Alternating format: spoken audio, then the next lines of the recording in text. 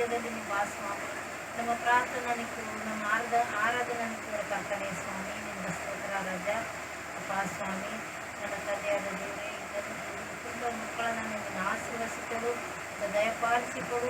ನಮ್ಮನ್ನು ಚೆನ್ನಾಗಿ ನಮ್ಮ ಆರಾಧನೆಯನ್ನು ನಮ್ಮ ಪದದ ಮೂಲಕ ನನ್ನ ಸ್ವಾಮಿ ನಮ್ಮನ್ನು ಚೆನ್ನಾಗಿ ನಡೆಸು ಅಪ್ಪ ಸ್ವಾಮಿ. ನನ್ನ ಆಶೀರ್ವದಿಸಿಕೊಡು. ಯೇಸುವೇ ನಿಮ್ಮ ಒಂದೇ ನಾಮದಲ್ಲಿ ಬೇಡಿ ಬಂದಿದ್ದೇನೆ ನನ್ನ ತಂದೆ.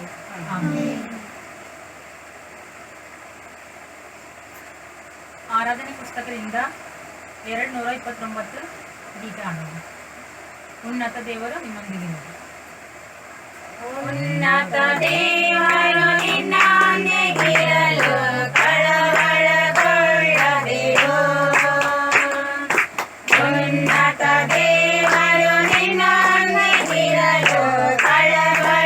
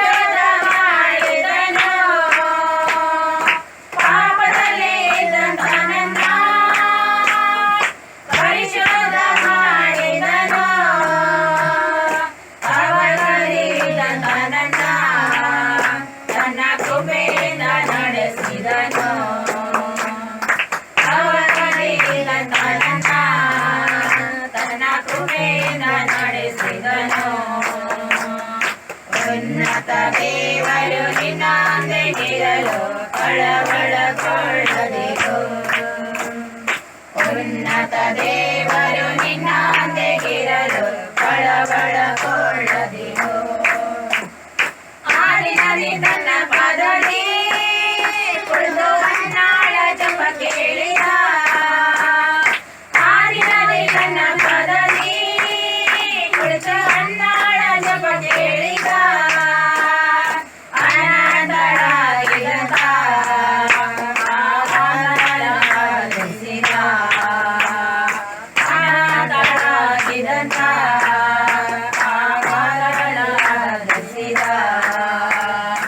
ಉನ್ನತ ದೇವರು ನಿನ್ನೊಂದಿಗಿರಲು ಕಳವಳಗೊಳ್ಳದಿರು.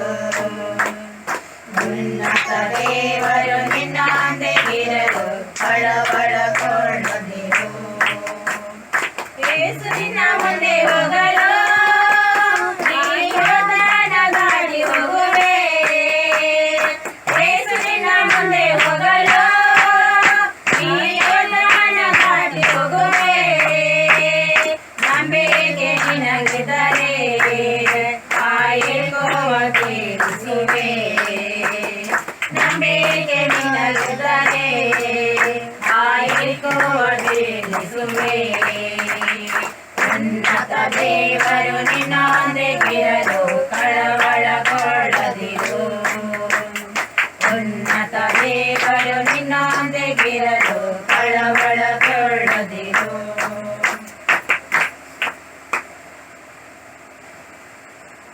ನಾವು ಇವಾಗ ದೇವರ ವಾಕ್ಯವನ್ನು ಓದಿಕೊಳ್ಳೋಣ.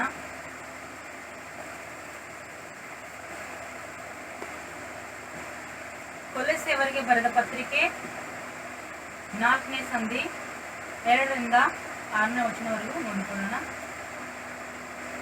ಪ್ರಾರ್ಥನೆಯನ್ನು ತಪ್ಪದೆ ಮಾಡುವವರಾಗಿ ಅದರಲ್ಲಿ ಎಚ್ಚರವಾಗಿದ್ದು ದೇವರಿಗೆ ಕೃತಜ್ಞತಾ ಸ್ತುತಿ ಮಾಡಿರಿ. ಇದಲ್ಲದೆ ನಮಗೋಸ್ಕರವೂ ಪ್ರಾರ್ಥನೆ ಮಾಡಿರಿ.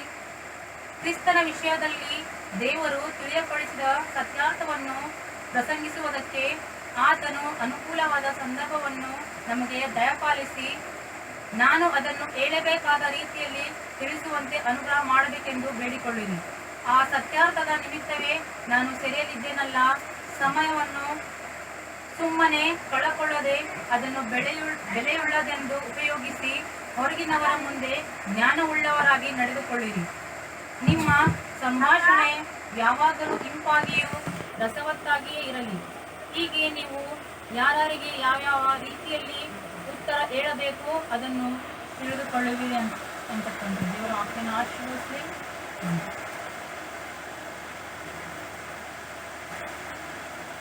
देवर आराधना में होगा धन्यवाद के साथ की रागದ ಮುಖಾಂತರ ನಾವು ಪ್ರಾರ್ಥನೆಗೆ ಹೋಗೋಣ.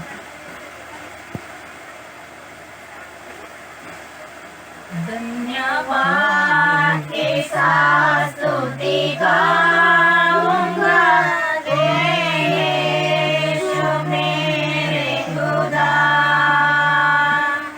उपकार तेरे बेशुमार, कोटि कोटि स्तुति धन्यवाद। धन्यवाद के साथ स्तुति गाऊंगा यीशु मेरे खुदा, उपकार तेरे बेशुमार, कोटि कोटि स्तुति धन्यवाद। योग्यता से बढ़ के दिया है अपनी दया से तूने मुझे, योग्यता से बढ़ के दिया है अपनी दया से तूने मुझे, मांगने से ज्यादा मिला मुझे, आभारी हूँ प्रभु में, मांगने से ज्यादा मिला मुझे, आभारी हूँ प्रभु में। धन्यवाद के साथ स्तुति गाऊंगा यीशु मेरे खुदा, उपकार तेरे बेशुमार, कोटि कोटि स्तुति धन्यवाद, कोटि कोटि स्तुति धन्यवाद। तू है साचा जिंदा खुदा, है मुझ पर ही भरोसा मेरा, तू है साचा जिंदा खुदा, है मुझ पर ही भरोसा मेरा, सेवा पूरी करके पाओगी ना प्रभु ऐसा दो वरदान, सेवा पूरी करके पाओगी ना प्रभु ऐसा दो वरदान।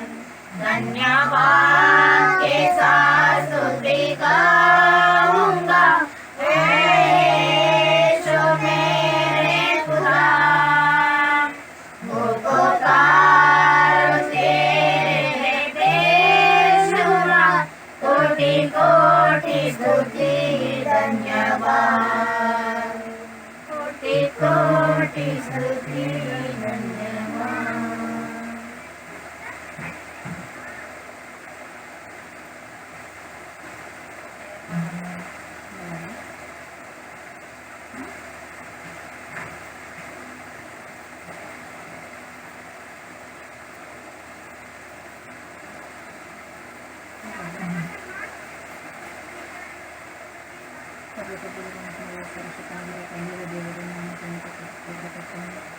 ಬೆಳಗ್ಗೆಯಿಂದ ಈ ರಾತ್ರಿ ಕಾಪಾಡುತ್ತಾ ಆರಾಧಿಸಲಿಕ್ಕೆ ಜೀವಿಸುವ ಸಮಯವನ್ನು ನೀಡಿದ್ದಕ್ಕೋಸ್ಕರ ನಿಮ್ಮ ಸ್ತೋತ್ರವಾಗುತ್ತದೆ. ಅಪ್ಪ ಯೇಸುವೆ, ಅದೇ ಪ್ರಕಾರ ನಮ್ಮನ್ನು ಕಾಪಾಡಿ ಈ ಉಳಿಸುವ ಸಮಯದಲ್ಲಿ ಅಪ್ಪ ತಂದೆ, ನಾವು ಒಂದು ಕೊಡುವ ಸ್ಥಿತಿಯಿಂದ ನಿಮ್ಮನ್ನು ಬೇಡುತ್ತಿರುವಾಗ ನಿಮ್ಮ ಗಾಯದ ಮುಖಾಂತರ ವಚನದ ಮುಖಾಂತರ ನಿಮ್ಮ ಪ್ರಾರ್ಥನೆ ಕೇಳಿರಪ್ಪ. ಅಪ್ಪ ಯೇಸುವೆ, ನಿಮಗೆ ಸಿಕ್ಕೋದು ಕಟ್ಟಡಿ ನಿಮಗೆ ತೆರೆಯೋದು ಎಂಬುದಾಗಿ ಕರ್ತನೆ, ನನಗೆ ಒಂದು ಸಮಯವನ್ನು ಒದಗಿಸಿಕೊಟ್ಟಿದ್ದು ದೇವರಂತೆ ಎಲ್ಲ ವರದಾನವನ್ನು ಕೊಟ್ಟಿದ್ದು ರಾಜ. ಅಪ್ಪ ಯೇಸು ಮಸೀಹ ಈ ಒಂದು ಕುಟುಂಬದಲ್ಲಿ ಈ ಒಂದು ಮನೆಯಲ್ಲಿ ನಾವು ಚಿಕ್ಕಮಕ್ಕಳು ಕೂತಿರುವಾಗ ನಮ್ಮ ಪ್ರಾರ್ಥನೆ ಕೇಳಿ ರಾಜ. ಈ ಒಂದು ಓದಿರುವಂಥ ವಚನದಲ್ಲಿ ಕರ್ತನೆ ಇಂದಿನ ಒಂದು ಆಶೀರ್ವಾದವನ್ನು ದಯಪಾಲಿಸಿಕೊಳ್ಳಿ. ಇದನ್ನು ಒಂದು ಕಿವಿಯಿಂದ ಕೇಳಿ ಇನ್ನೊಂದು ಕಿವಿಯಿಂದ ಬಿಟ್ಟು ಬಿಡದ ರಾಜ, ಅದನ್ನು ತಿಳಿದುಕೊಂಡು ಅದರಂತೆ ನಡೆಯುವುದಕ್ಕೆ ನಿನ್ನ ಕೃಪೆ ನಮಗೆ ದಯಪಾಲಿಸಿಕೊಳ್ಳಿ ರಾಜ. ಅಪ್ಪ ಯೇಸು ಮಸೀಹ ಅದೇ ಪ್ರಕಾರ ಇಲ್ಲಿ ಕೂತಿರೋ ಪ್ರತಿಯೊಂದು ಚಿಕ್ಕ ಮಕ್ಕಳನ್ನು ಕೂಡ ನೀನು ಆಶೀರ್ವದಿಸು. ನೀನು ಹೇಳಿದ ಕರ್ತನೆ ನಡೆಯಬೇಕಾದ ಮಾರ್ಗಕ್ಕೆ ತಕ್ಕಂತೆ ಅವರನ್ನು ಶಿಕ್ಷಿಸು. ಮುಪ್ಪಿನಲ್ಲಿ ಓರೆಯಾಗಲು ಕಂಡುಬರುವಂಥ ರಾಜ್ಯನಾಗಿದೆ ಸ್ವಾಮಿ. ಅದೇ ಪ್ರಕಾರ ಈ ತಂದೆ ತಾಯಿಗಳನ್ನು ಕೂಡ ನೀನು ಆಶ್ರಯಿಸಿ ಈ ಮಕ್ಕಳನ್ನು ನಡೆಸಲಿಕ್ಕೆ ಒಳ್ಳೆಯ ಬುದ್ಧಿ ಜ್ಞಾನವನ್ನು ಕೊಟ್ಟು ಕಾಪಾಡುತ್ತಾ ಬರಬೇಕಾಗಿರುತ್ತದೆ. ಅಪ್ಪ ತಂದೆಯ ಅದೇ ಪ್ರಕಾರ ನಾವು ಕೊಟ್ಟಿರುವಂಥ ಪ್ರತಿಯೊಬ್ಬರನ್ನು ಕೂಡ ನೀನು ಆಶ್ರಯಿಸಕರ್ತೇನೆ. ನಮಗೆ ಇನ್ನೂ ಒಂದು ಆಶೀರ್ವಾದ ನೀನು ಪ್ರಾರ್ಥನೆ ಕೂಟವನ್ನು ನಮಗೆ ದಯಪಾಲಿಸಿಕೊಟ್ಟಿದೆ. ನಿಮಗೆ ತೋರಿಸ್ಕೊಡ್ರೆ ಇನ್ನೂ ಹೆಚ್ಚಾಗಿ ಇದೇ ರೀತಿಯಲ್ಲಿ ಪ್ರಾರ್ಥಿಸೋದಕ್ಕೆ ಇದೇ ರೀತಿಯಲ್ಲಿ ನೀನು ಆರಾಧಿಸುವಂಥ ಕೃಪೆ ನಮಗೆ ದಯಪಾಲಿಸಿಕೊಡಬೇಕಾಗಿರುತ್ತದೆ. ಅಪ್ಪ ತಂದೆ ನಾವು ಈ ಒಂದು ಕೊರೋನಾ ರೋಗದಲ್ಲಿ ಕರ್ತನೆ ನೀನೊಂದು ಆರಾಧನೆಗೆ ಬಾರದೇ ಇರುವಾಗ ಈ ಒಂದು ಕೂಟವನ್ನು ಕೊಟ್ಟದಕ್ಕೆ ಈ ಸಮಯ ಕೊಟ್ಟದಕ್ಕೆ ನಿಮಗೆ ತೋರಿಸ್ಕೊಳ್ತಾ ಕರ್ತನೆ. ನಿನ್ನ ಚಿಕ್ಕದಂತೆ ನಮ್ಮೆಲ್ಲರನ್ನು ನೀನು ಆಶ್ರಯಿಸಿಕೊಳ್ತೇನೆ. ನಿನ್ನ ಗಾಯದ ಹಸ್ತದ ನಮ್ಮನ್ನು ಮುಟ್ಟಿ ಆಶ್ರಯಿಸ್ತಾ ಬರಬೇಕಾಗಿರುತ್ತದೆ ಕರ್ತನೆ. ಅಪ್ಪ ತಂದೆ ಈ ಒಂದು ಪ್ರಾರ್ಥನೆಯಲ್ಲಿ ನಾವು ಏನಾದರೂ ಕೊಟ್ಟು ಬೀಳಿಕೊಂಡಿದೆ ಅಂದರೆ ದಯವಿಟ್ಟು ಕ್ಷಮಿಸಿ ಕರ್ತೇನೆ. ನಮಗೆ ಪ್ರಾರ್ಥನೆ ಕಲಿಸಿಕೊಡಿ ರಾಜ. ಅಪ್ಪ ತಂದೆ ನೀವು ಬೇಳೆ ಕಲಿಸಿಕೊಡುವರೆ ಒಲಿಯುತ್ತವರೆ ನೀವೆಲ್ಲರೂ ನನ್ನ ಬಳಿಗೆ ಬಂದಿರಿ, ನಾನು ನಿಮಗೆ ವಿಶ್ರಾಂತಿ ಕೊಡುತ್ತೇನೆ ಎಂಬುದಾಗಿ. ಅಪ್ಪ ತಂದೆ ದಿನವೆಲ್ಲ ನಾವು ಕೆಲಸವನ್ನು ಮಾಡಿ ಈ ಸಮಯದಲ್ಲಿ ನಂತರ ಬಂದರೆ ನಮಗೆ ವಿಶ್ರಾಂತಿಯನ್ನು ಕೊಟ್ಟು ಕಾಪಾಡಿ ರಾಜ. ಅದೇ ಪ್ರಕಾರ ಕರ್ತನೆ ಈ ಒಂದು ಪ್ರಾರ್ಥನೆ ಕೂಟವನ್ನು ಮುಗಿಸಿಕೊಂಡು ನಾವು ನಮ್ಮ ಮನೆಗಳಿಗೆ ಹೋಗುತ್ತಿರುವಾಗ ನೀವು ನಮ್ಮ ಸಂಗಡ ನೀನಾದರೂ ನಮ್ಮ ಮನೆ ಸುತ್ತಲೂ ನಾವು ಬಂಗಾರ ದೇವರನ್ನಿಟ್ಟು ನಮ್ಮನ್ನು ಕಾವಲಾಗಿರಿಸಬೇಕಾಗಿರುತ್ತದೆ ಕರ್ತನೆ. ನಮ್ಮ ತಂದೆಯು ನಮ್ಮ ದೇವರು ನೀನಾಗಿಟ್ಟುಕೊಂಡು ನಮ್ಮ ಕಾಪಾಡುತ್ತಾ ಬಂದಿದ್ದು ಇನ್ನು ಮುಂದೆ ಸಹ ಇದೇ ಪ್ರಕಾರ ನಮ್ಮನ್ನು ಆಶ್ರಯಿಸಿದ ವಿಶ್ವಾಸ ನಮ್ಮ ಕುರಿತು ಕರ್ತನೆ. ಈ ಒಂದು ವಿಶ್ವಾಸ ನಮಗೆ ಹೆಚ್ಚಿಸಬೇಕಾಗಿ ನೀವು ಬೇಡಿಕೊಳ್ಳುತ್ತೇನೆ ಕರ್ತನೆ. ಅಪ್ಪ ತಂದೆ ಬೇಡಿದವರನ್ನು ಬೇಡದಿರತಕ್ಕ ಜ್ಞಾಪನೆಗಳನ್ನು ಯೇಸುವಿನ ಪಾದಗಳಿಗೆ ಬಿಟ್ಟು ಬೇಡುವಂಥ ಮಕ್ಕಳಾಗಿದ್ದೇವೆ ಸ್ವಾಮಿ.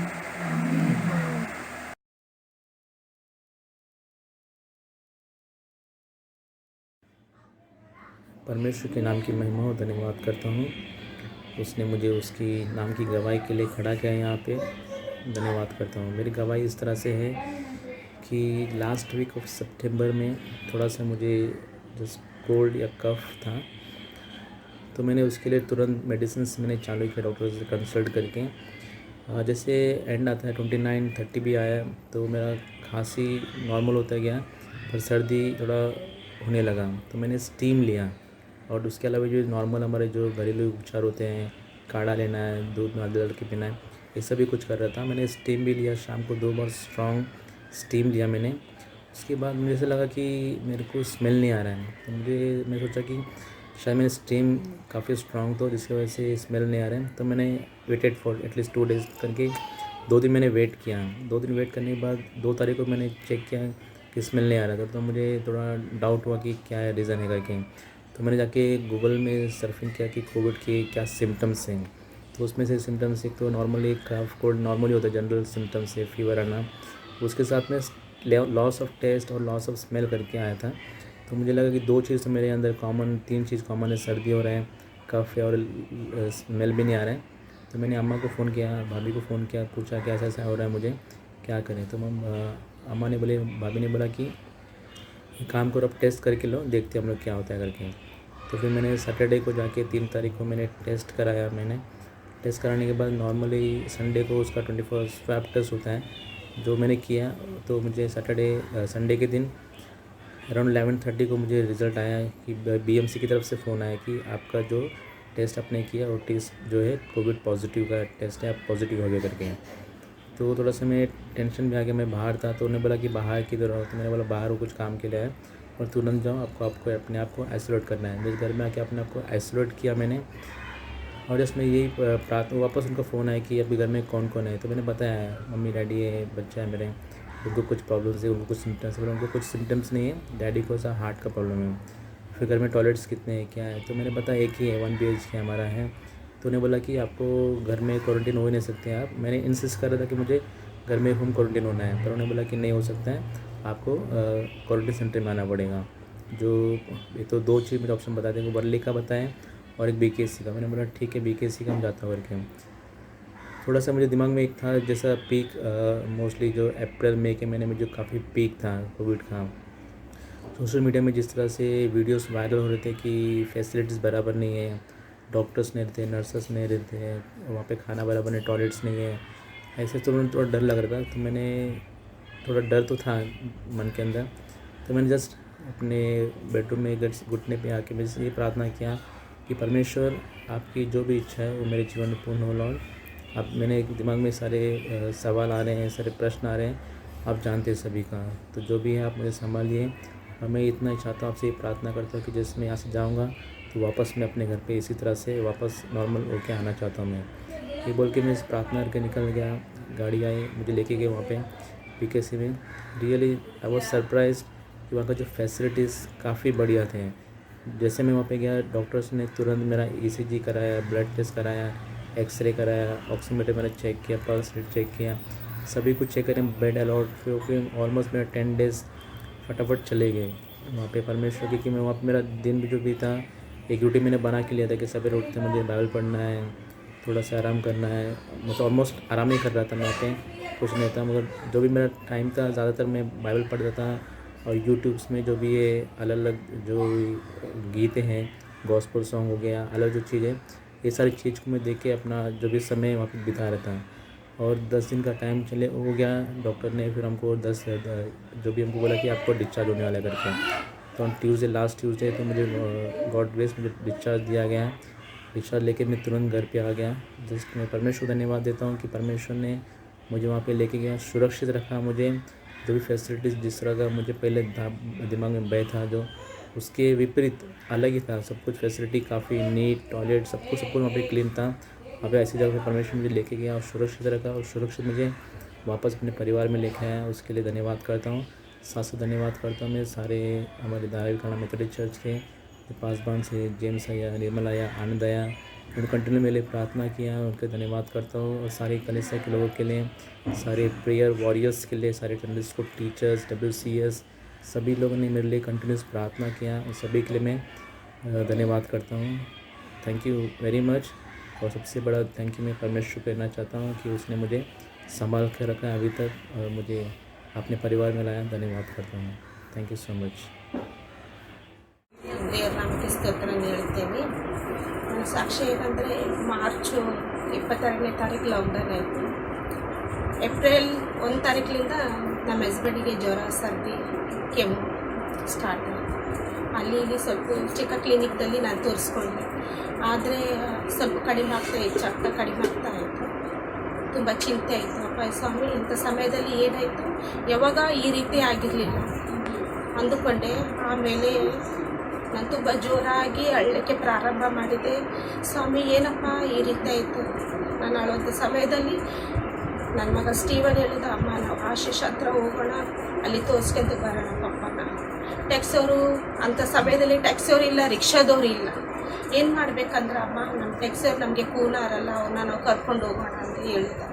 ಸರಿ ಬಂದು ನಾವು ಹೋದಿವಿ. ಅಲ್ಲಿ ಡಾಕ್ಟರು ದೂರ ನಿಂದ್ರಿಸಿ ನೋಡಿದ. ನಂದು ಹಳೆ ಪೇಷಂಟ್ ಇದೆ ನೀನು, ಅದಕ್ಕಾಗಿ ನಾನು ನಿನ್ನನ್ನು ಕರೆದು ನೋಡುತ್ತಿದ್ದೇನೆ ಅಂದರು.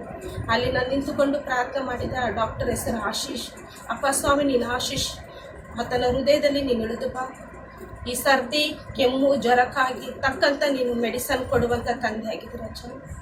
ನಾವು ಏನು ಮಾಡಲಿಕ್ಕೆ ಸಾಧ್ಯ ಇಲ್ಲ, ಎಲ್ಲ ನೀನು ಮಾಡುವಂಥ ತಂದೆ ಆಗಿದ್ದಿದ್ದು. ನಾನು ಕಣ್ಣೀರು ಸುರಿಸ್ತಾ ನಿಂತುಕೊಂಡಿದ್ದೆ.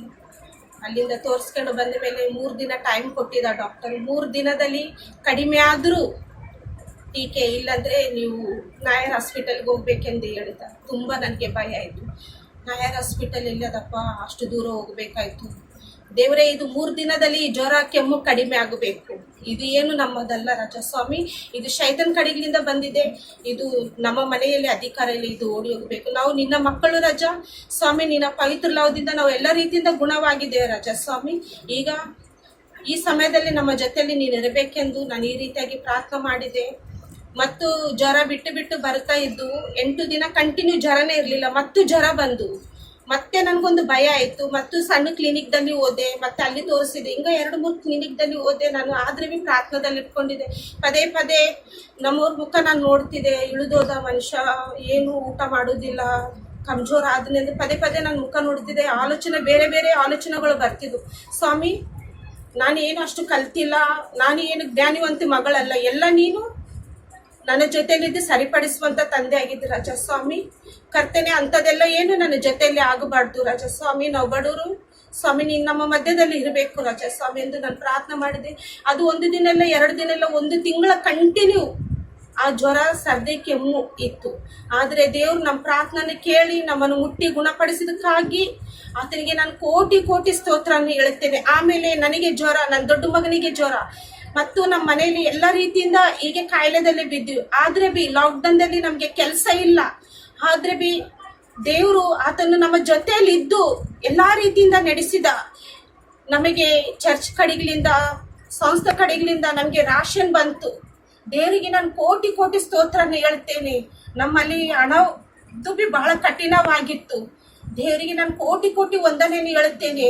ಆತನು ನಮ್ಮನ್ನು ಎಲ್ಲ ರೀತಿಯಿಂದ ಆತನು ನಡೆಸೋಕ್ಕಾಗಿ ಆತನಿಗೆ ನಾನು ಕೋಟಿ ಕೋಟಿ ವಂದನೆಯನ್ನು ಹೇಳುತ್ತೇನೆ. ಖಂಡಿತ ಅದ್ಭುತವಾದ ತಂದೆ ದೇವರು ನಮ್ಮ ಜೊತೆಯಲ್ಲಿ ಇದ್ದನೆಂದು ಈ ಚಿಕ್ಕ ಸಾಕ್ಷಿ ನಿಮ್ಮೆಲ್ಲರ ಮುಂದೆ ನಾನು ಹೇಳಲಿಕ್ಕೆ ಇಷ್ಟಪಟ್ಟಿದ್ದೇನೆ. ಇದೇ ನನ್ನ ಚಿಕ್ಕ ಸಾಕ್ಷಿ. Praise the lord. प्रभु के नाम को धन्यवाद हो। और आज की इस आराधना में आप सभी का स्वागत करते हैं। सुंदर आराधना के लिए प्रभु के नाम को धन्यवाद हो। और गवाहियों के लिए मिसेस मेरी शांतराज और इनके जीवन में प्रभु ने कार्य किया, ऐसे धन्यवाद हो। और उसी तरह से धन्यवाद देते हैं प्रभु के नाम को यशवंत सर, इनके जीवन के लिए प्रभु परमेश्वर उनके संग रहकर इस गंभीर परिस्थिति में उनको मददगार बनाया, इसलिए हम प्रभु को धन्यवाद देते हैं। सो गॉड ब्लेस अस ऑल। प्रभु हम सभी को आशीष करे। आइए हम वचन में जाने से पहले एक थोड़ी सी प्रार्थना कर ले। प्रभु यीशु, हम तेरा धन्यवाद देते हुए हम आपके सम्मुख आते हैं, प्रार्थना करते हैं पिता परमेश्वर आज के दिन इन वचनों के लिए। प्रभु जी, इन वचनों के द्वारा हम सभी से बातें करें और आपकी आशीष, आपके अनुग्रह से हमें बढ़कर चलाने के लिए इस प्रार्थना को यीशु के नाम से हम मांगते हैं, आमीन। जैसे कि हम पिछले 2 संडे से जो सीरीज चल रहा है कि हम अपने जीवन को बुद्धिमानी के साथ जीना है।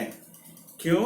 क्योंकि दिन बुरे हैं, दिन कठिन है, और इसलिए प्रभु यीशु मसीह हम सभी को चेतावनी दे रहा है वचन के द्वारा कि हमें बुद्धिमानी के साथ अपने जीवन को बिताना है। सबसे पहले मैंने बताया कि किस तरह से हम बुद्धिमान होकर प्रभु के भय में अपने जीवन को बिताना है। दूसरा मैंने बताया अपने बुद्धिमानी के साथ अपने पारिवारिक जीवन को हम कैसे जीना है। तीसरा जो एरिया है वो है हम बुद्धिमानी के साथ इस समाज में यानी कि सोसाइटी में अपने जीवन को जिए।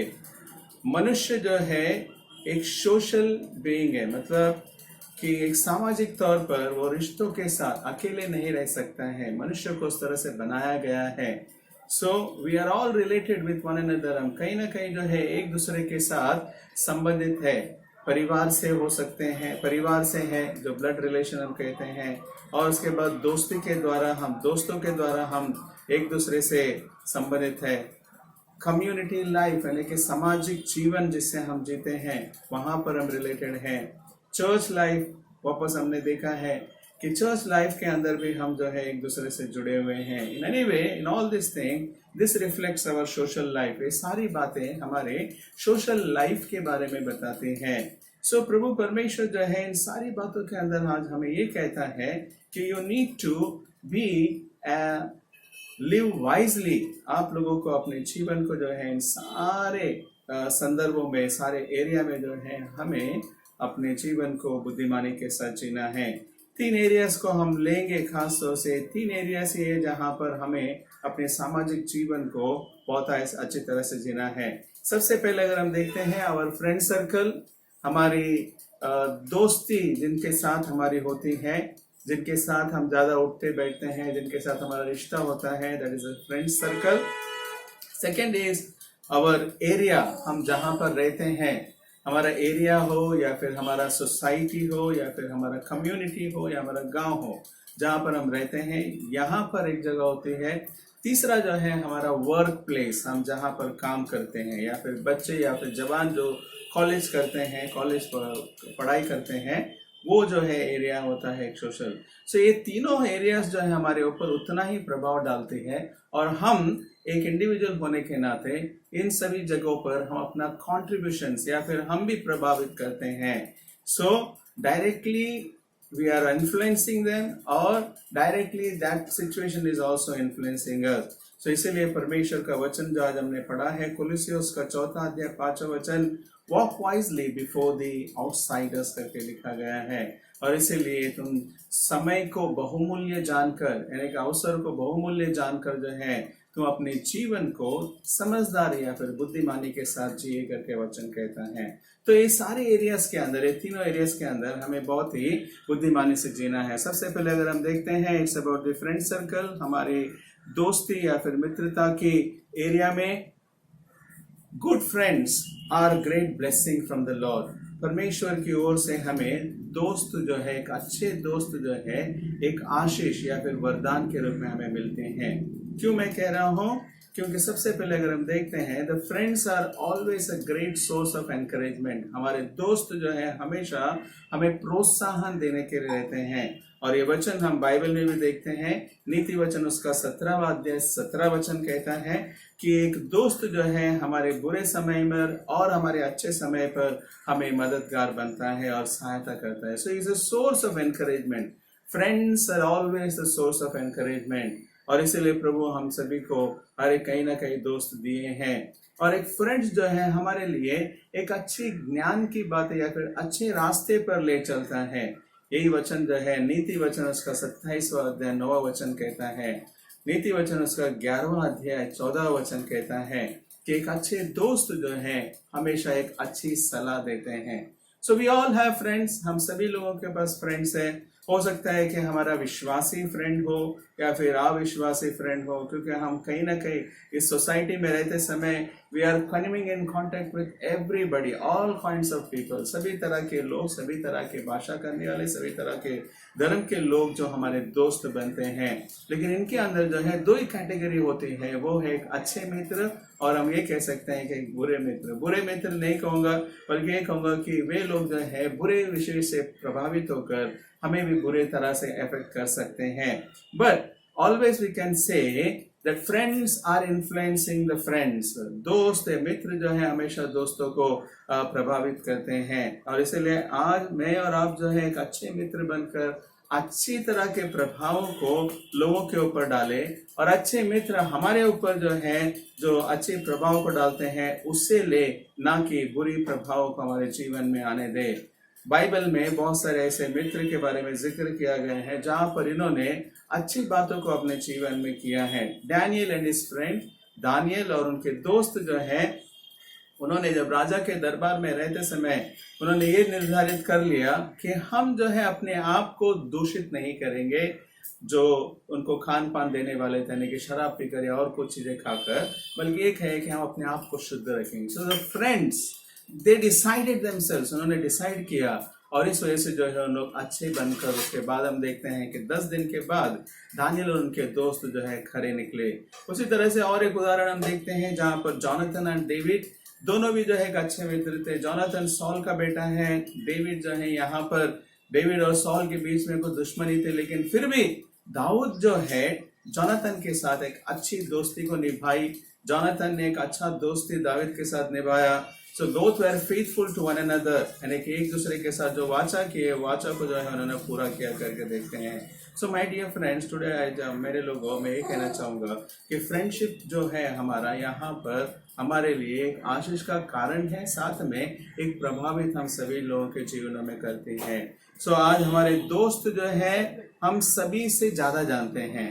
सो नाउ हमारे दोस्त they know in and out of our life, हमारे जीवन के हर एक अंदर की ओर बाहर की ओर सब कुछ जानते हैं। सो क्या करना है, हमारे दोस्तों को जो है हम आज अच्छी तरह से प्रभावित करना है। मैं बहुत सारे गवाहियों को दे सकता हूँ जहाँ पर दोस्तों ने प्रभु यीशु मसीह के प्यार को अपने जीवन के द्वारा बताया है, और बहुत सारे दोस्त जो है यीशु मसीह को अपने जीवन में अपनाए हैं। दोस्तों के जीवन में मुसीबत के समय, दिक्कत के समय, कठिन समय में वे लोग जो है उनको सहायता करने के द्वारा वे लोग जो है प्रभावित हुए हैं।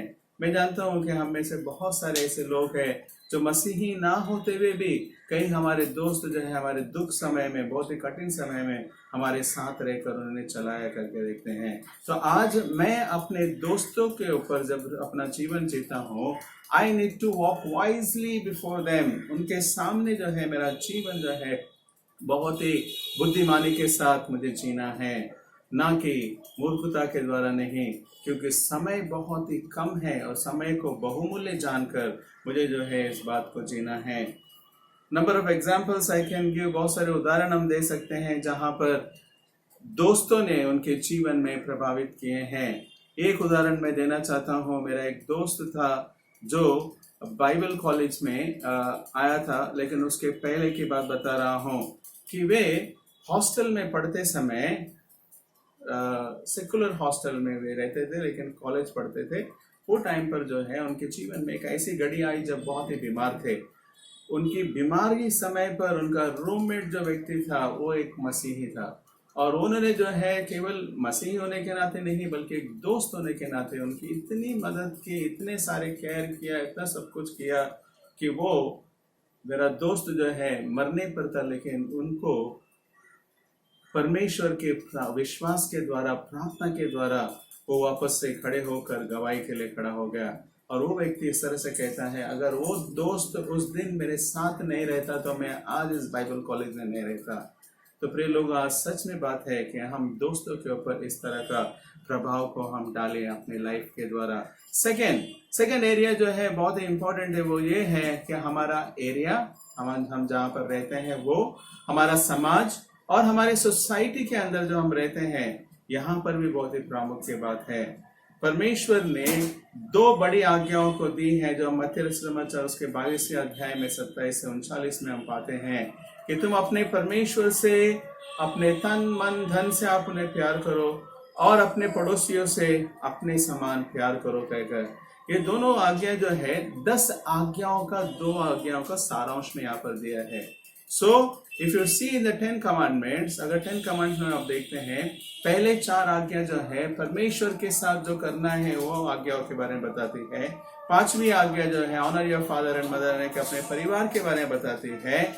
और उसके बाद 6 से 10 आज्ञा जो है it is related to your neighbours, यानी कि तुम्हारे पड़ोसियों के, तुम्हारे तुम जहाँ पर रहते हो, तुम जो गांव में रहते हो, जो सोसाइटी में रहते हो, उनके प्रति है।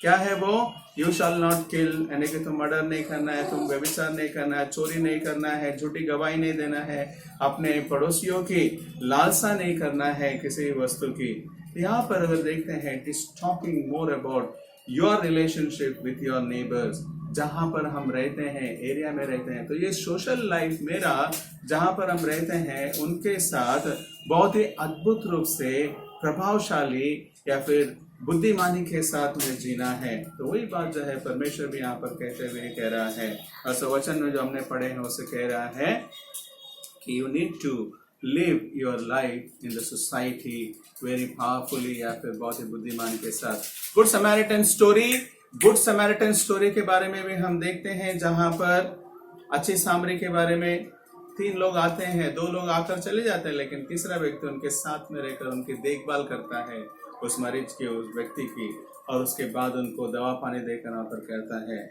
तो प्रिय लोगों, आज मैं और आप जो है अपने एरिया में, अपने सोसाइटी में, अपने बिल्डिंग में, अपने कम्युनिटी में, अपने गांव में रहते समय मेरा जीवन जो है उनके ऊपर प्रभावशाली होना बहुत ही जरूरी है करके देखते हैं। आदिकाल की कलीसिया जो है बहुत सारे लोगों के ऊपर प्रभाव डाल सके। क्यों पता है? क्योंकि उनकी कलीसिया, आदिकाल की कलीसिया जो है 120 शिष्य से जो 3000 हो गए, 3000 से 4000, उसके बाद और आगे बढ़ते गए। How they did you know? It was all because of their community life, यानी कि वे लोग समाज में रहकर अपने घरों में प्रार्थना करते समय, घरों में रहते समय अपना जीवन जो है लोगों के बीच में उन्होंने बिताया करके देखे। So people were getting influenced by all those thing, not only just preaching, केवल प्रीचिंग के द्वारा नहीं बल्कि उनके जीवन के द्वारा लोग जो है प्रभावित हो रहे थे।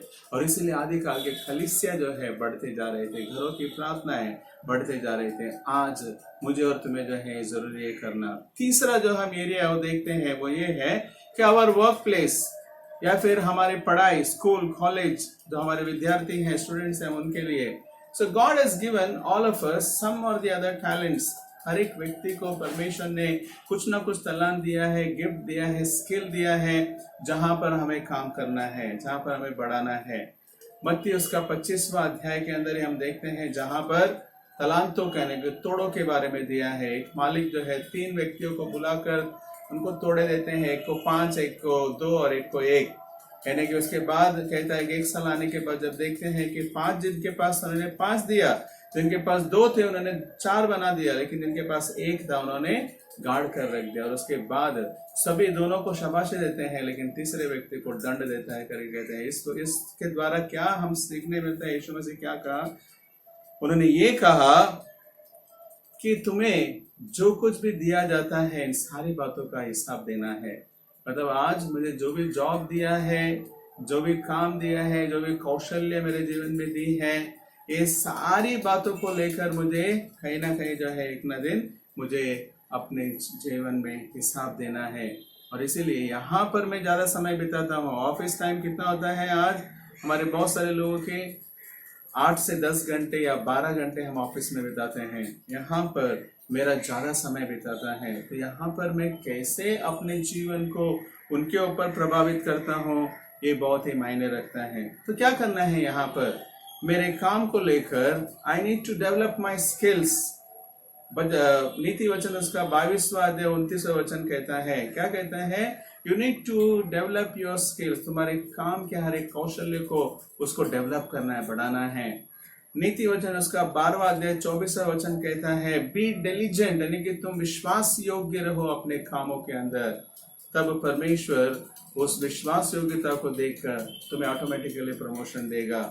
लोग तुम्हारे काम को देखते समय क्या करेंगे पता है?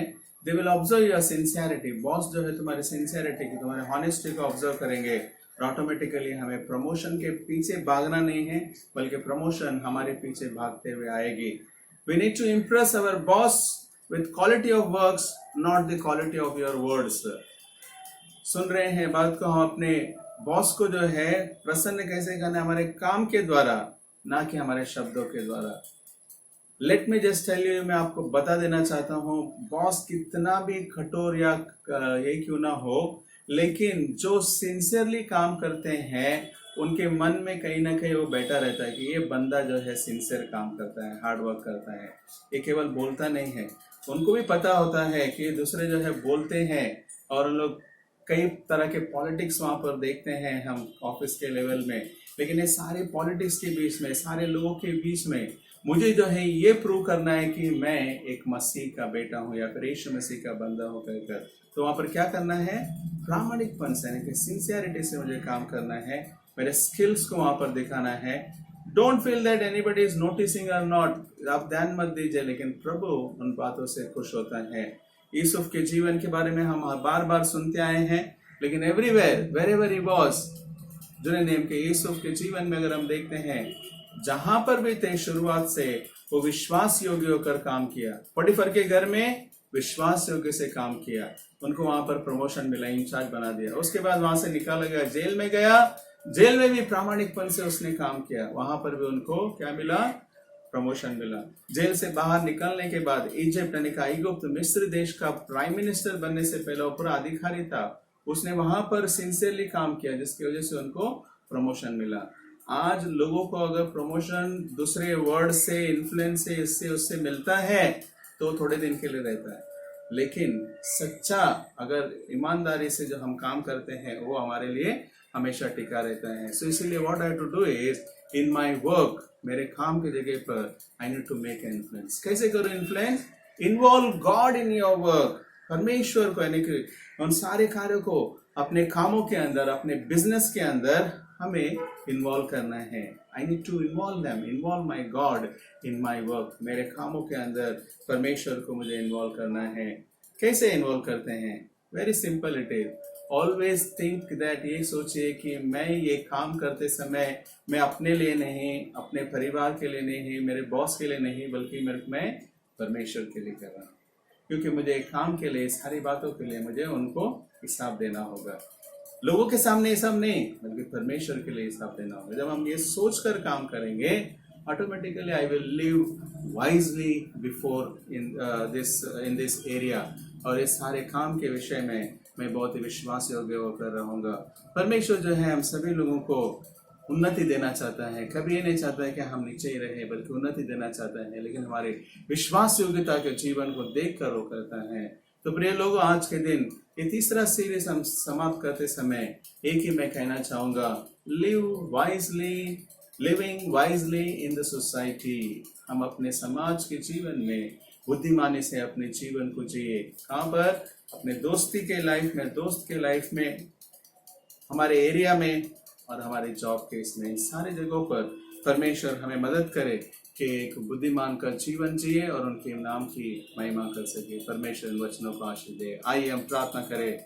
प्रभु यीशु, हम तेरा धन्यवाद देते हैं आज के दिन जो आपने वचन दिया है, संक्षिप्त में और संतृप्त में पिता परमेश्वर इन बातों को बता दिया है कि किस तरह से हम अपने जीवन को बुद्धिमानी के साथ जिए। पिता, बाहरी लोगों के सामने, यानी कि समाज के सामने, पिता हमारे जो एरिया से, जहाँ पर हम लोगों से प्रभावित होते हैं, हमारे दोस्तों से प्रभावित होते हैं, हमारे एरिया से हम प्रभावित होते हैं, हमारे काम से पिता, लेकिन इन तीनों जगहों पर प्रभु हमें सहायता करके हम उनके ऊपर अच्छा प्रभाव डाल सके। और ये सब कुछ पिता तब हो सकता है जब आप हमारे जीवन में इन्वॉल्व होकर आप चलते हैं। प्रभु आप हमें मदद करें, आपके अनुग्रह से हमें भरे। इस प्रार्थना को यीशु के नाम से हम मांगते पिता, आमीन। प्रभु यीशु मसीह के नाम से आप सभी का धन्यवाद फिर एक बार। और सूचनाएं आप सभी के लिए, अनाउंसमेंट्स फॉर टुडे। हमारी संडे सर्विस जो है संडे 11 बजे चलाई जाएगी, संडे स्कूल ऑनलाइन एक्टिविटीज के द्वारा, और बुधवार की आराधना 8 बजे ऑनलाइन यूट्यूब पर चलाई जाएगी। फ्राइडे के दिन टीन्स फेलोशिप 7 बजे, सैटरडे बाइबल स्टडी 7 बजे, संडे शाम को 7 बजे हमारा MYF ऑनलाइन जूम पर चलाया जाएगा, और चेन प्रेयर उसी तरह से हमारा कंटिन्यू रहेगा। और एक विशेष सूचना, हमारे अनाउंसमेंट, विवाह की अनाउंसमेंट है। लेट मिस्टर साइमन कोन्गा ಇವರ ಮಗಳಾದಂಥ ಅಶ್ವಿನಿ ಎಂಬ ಆಕೆಗೂ, ಮಿಸ್ಟರ್ ಸ್ಯಾಮ್ಯುಯಲ್ ಬಿಂಗ್ ಇವರ ಮಗನಾದಂಥ ಲಾನ್ಸಿ ಎಂಬ ಆತನಿಗೂ ಪರಿಶುದ್ಧ ವಿವಾಹ ದಿನಾಂಕ 21 ಅಕ್ಟೋಬರ್ 2020 ಬೆಳಗ್ಗೆ 11 ಗಂಟೆಗೆ ರಾಥೋರ್ ಮೆಮೋರಿಯಲ್ ಚರ್ಚ್ ಪರೇಲ್ನಲ್ಲಿ ನಡೆಸಲ್ಪಡುವಂತದ್ದಾಗಿದೆ। ಇದು ಸಾರುವಂತದ್ದು 3ನೇ ಸಲ ಮತ್ತೆ ಕೊನೆ ಸಾರಿ ಆಗಿರುವಂತದ್ದಾಗಿದೆ। ಈ ಮದುವೆಗೆ ಏನಾದರೂ ಅಡ್ಡಿ ಅಭ್ಯಂತರ ಇದ್ದಿದ್ದರೆ ಲಿಖಿತದ ಮೂಲಕವಾಗಿ ಸಭಾಪಾಲಕರಿಗೆ ಮೊದಲೇ ಸೂಚನೆ ಮಾಡುವಂಥದ್ದು, ಇಲ್ಲದಿದ್ದರೆ ನೀವು ಮದುವೆಗಾಗಿ ಪ್ರಾರ್ಥನೆ ಮಾಡಬೇಕೆಂಬುದಾಗಿ ಕೇಳಿಕೊಳ್ಳುತ್ತೇನೆ। हमारे प्रेज लॉर्ड, हमारे सारे अनाउंस चर्च के विषय में लेकर, आराधना के विषय में लेकर, और हम गवर्नमेंट के रूल्स के लिए रुके हैं। जैसे ऑर्डर्स आएंगे उस तरह से हम आपको अनाउंसमेंट के द्वारा आपको बताएंगे, लेकिन तब तक हमारी सारी चीजें जो हैं ऑनलाइन के ऊपर चलाई जाएगी। God bless us all. परमेश्वर हम सभी को आशीष दे। हम प्रार्थना करेंगे इस समय। और एक सूचना, दुख की सूचना है, वो ये है कि रेवरेंड आनंद होसूर, जो हमारे मिस्टर जॉन अंदर के परिवार के संबंधित, उनके जीजा और उनके साले, और वे जो है अब नहीं है। परमेश्वर उनके परिवार को सांत्वना दे और उनको आशीष देकर चलाए, इसे हम प्रार्थना करेंगे। आइए हम प्रार्थना करेंगे। प्रभु यीशु, तेरा धन्यवाद देते हुए इस समय आनंद होसूर, उनके जीवन के लिए हम धन्यवाद देते हैं और प्रार्थना करते हैं पिता उनके परिवार के लिए, उनको आप सांत्वना दे, धैर्य दे, आगे उनके भविष्य को आप सवारे। मिस्टर मिसेस करुणम्मा, जॉन अंदरी के, उनके परिवार के लिए हम प्रार्थना करते हैं। उन्हें भी पिता परमेश्वर आपकी सांत्वना देकर आप चलाइए पिता। इस समय हम धन्यवाद देते हैं विशेष तौर से प्रभु जी, हम यशवंत सर इनके जीवन के लिए, जिनको आपने छूकर चंगाई दिया है, मिसेस मेरी इनके जीवन के लिए, जिनके जीवन में आपने कार्य किया, इस धन्यवाद हो। फिर एक बार हम सारे लोग अपने आप को समर्पण करते हुए इस प्रार्थना को यीशु के नाम से मांगते हैं, आमीन। हे दिव्यवाद प्रीतिगे ನಬದಲೇನು ಕೊಡುವೆ, ಸಂಪತ್ತು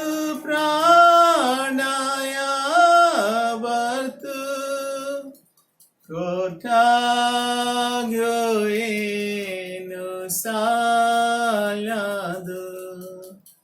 ಆಮೆನ್. ತಂದೆ, ಮಗ, ಪವಿತ್ರಾತ್ಮ ತ್ರಿಯೇಕ ದೇವರ ಆಶೀರ್ವಾದಗಳು ನಮ್ಮೆಲ್ಲರಲ್ಲಿ ನಮ್ಮ ಜೀವಿತಗಳನ್ನು ಜ್ಞಾನಪೂರ್ವಕವಾಗಿಯೂ ಬುದ್ಧಿಪೂರ್ವಕವಾಗಿ ಜೀವಿಸುವುದಕ್ಕಾಗಿ ಎಂದಿಗೂ ನನಗೂ ಸದಾಕಾಲದಲ್ಲಿ ಆಗಿರಲಿ ಸ್ವಾಮಿ. ಆಮೇನ್. Praise the lord.